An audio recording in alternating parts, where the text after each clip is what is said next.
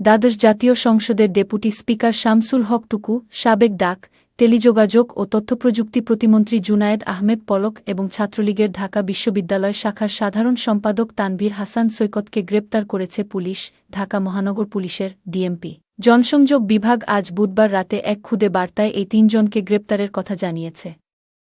বার্তায় বলা হয়েছে, গোপন সংবাদের ভিত্তিতে ঢাকা মেট্রোপলিটন পুলিশের খিলক্ষেত থানাধীন নিকুঞ্জ আবাসিক এলাকা থেকে আত্মগোপনে থাকাবস্থায় এই তিনজনকে গ্রেপ্তার করা হয়। রাজধানীর পল্টন থানায় দায়ের করা একটি মামলায় তাদেরকে গ্রেপ্তার করা হয়েছে।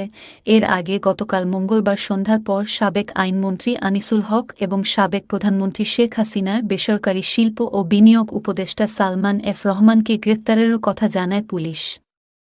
তখন ডিএমপির একটি খুদে বার্তায় বলা হয়েছিল, নৌপথে পালিয়ে যাওয়ার সময় ঢাকার সদরঘাট এলাকা থেকে আনিসুল হক ও সালমান এফ রহমানকে গ্রেপ্তার করে পুলিশ।